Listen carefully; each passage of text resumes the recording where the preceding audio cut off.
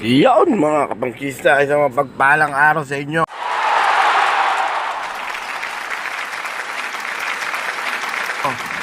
Oh my gosh, at least na-edit ko na rin to pang YouTube mga pangkista.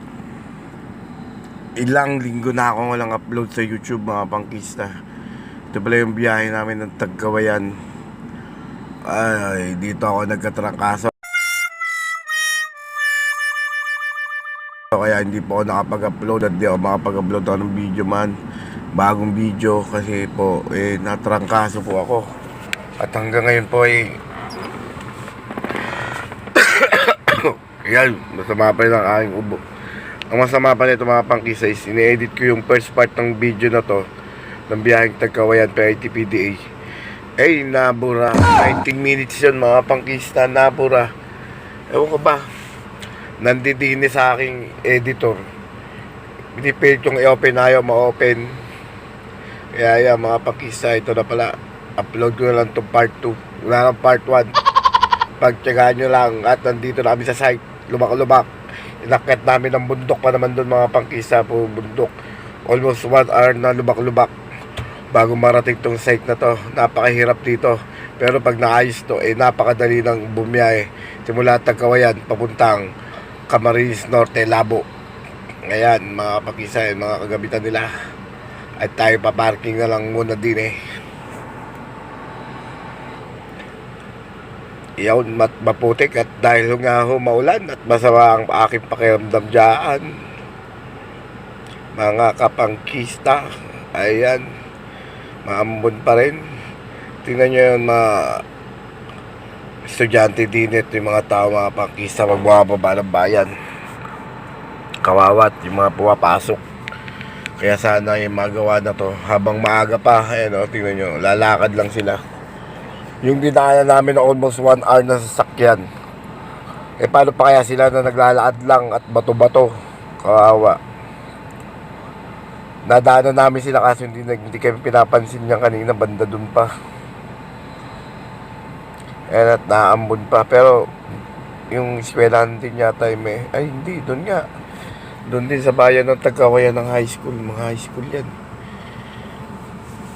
Siguro mahal ang pamasahe din ng mga tricycle, kaya sila yung naglalakad na laang. Hindi ako mga kapangkista.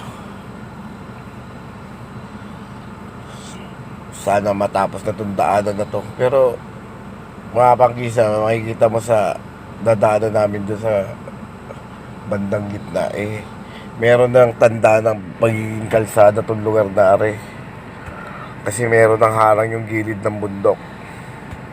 Kasi hindi lang natuloy. Hindi natin alam kung bakit at hindi tayo pwede magsalita. Pero medyo parang siguro alam ko, pero mahirap baka sabihin.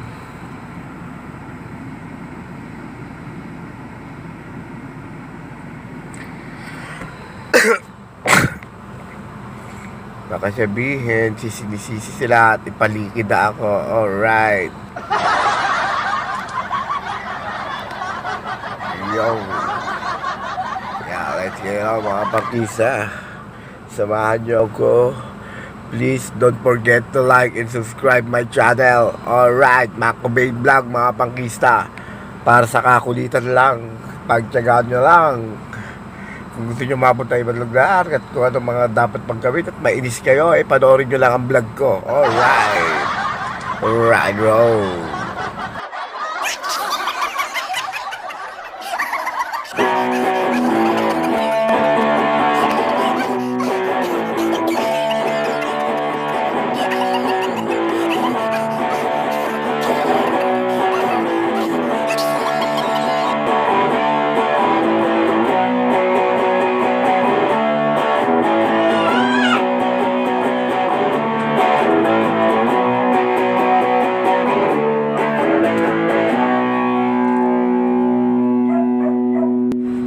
Iyon mga pangkista, yan at nakaporma na ang Hummer. Alright.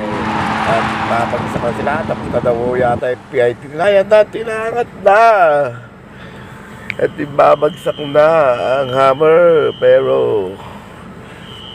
Ang mangyayari niya mga pangkisay Spigil, nangyayari na, kaya ikukwento ko na. Parang di niya panoorin. Alright. O, di ba? Wala kwentang bagsak, mga pangkisa. Ayan po ang project name nila. At tatawid do, ayun, labo na ho yan, pagtawid. Last na barangay na to ng ano. Tagkawayan, mga pangkisa. Ayan. Ayan ang tsura ng site. Ilog ho yung baba na yan at natambakan lang ho yan at natapyas na ang bundok.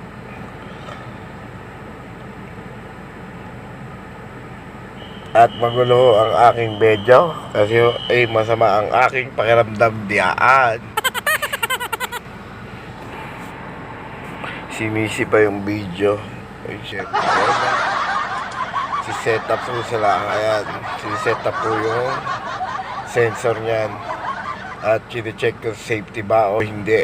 Dahil pag nagkataon na nabagsakan at hindi na-check ng aming tauhan, ng aming kasama, baka isisi pa sa amin yung kable at napakamahal nun. Kaya lahat ng paraan ay kailangan nilang sabihin dyan sa mga gumagawa na ingatan ang kable. Dahil meron na kami na experience na hindi nila sinunod yung sinasabi ng mga ano at yun, sira ang kable. Bayad. Alright. Ayan, inaangat na ulit mga pangkista. Talagang pagpasensya nyo ang aking boses at parang hinihingal. Dati na ho yun.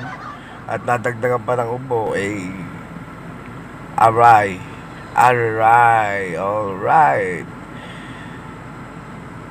Ulit na ko itong PITPDA na pinapanood na ito mga pangkista. Kaya hindi ko na masyadong komentary dahil nung una ko pang pinabinibidyoan to, ganyan pa rin. Hindi ko pa rin nalaman kasi ayaw naman nila magsalita. Ayaw nila magsasabi kung anong testing yan.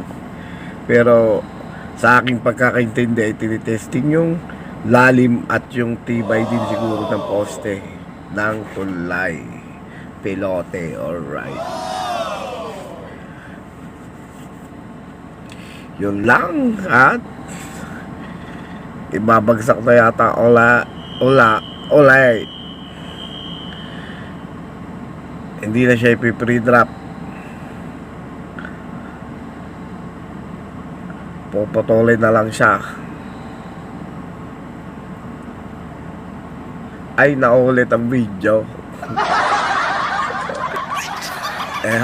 Mag-gisa. At natapos na ulit. Ay, natapos na ang kanilang video. Ayan. At namalakaw pa ho ang crane. Bakit kasi bumaba ka pa roon? Pwede naman dinin na lang sa taas. Ay, hindi pala mahaba ang crane. Alright. Buti na lang may bako mga pangkisat. Pero malakas ho yan. Malubog at madulas lang talagang putikan. Kaya di ho siya makapasok.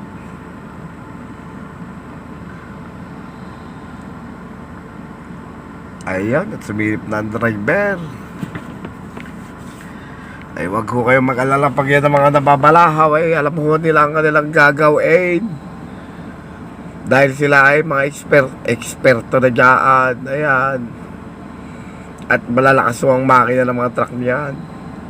Hindi yung katulad ho ng atin. Pag tayo nabalahaw, tatawag tayong backhoe para tayo iangat.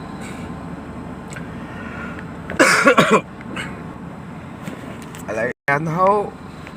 Akala nyo ako'y tunay diyang may malakas.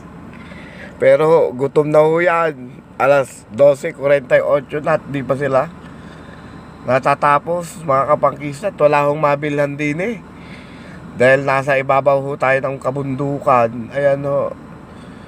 Sama na pakiramdam at Tom Goods pa. Alas 2 na naman ang tanghalian namin Hindi pa kasi bumili kanina. Ayan mga pangkista, papailing-iling na ang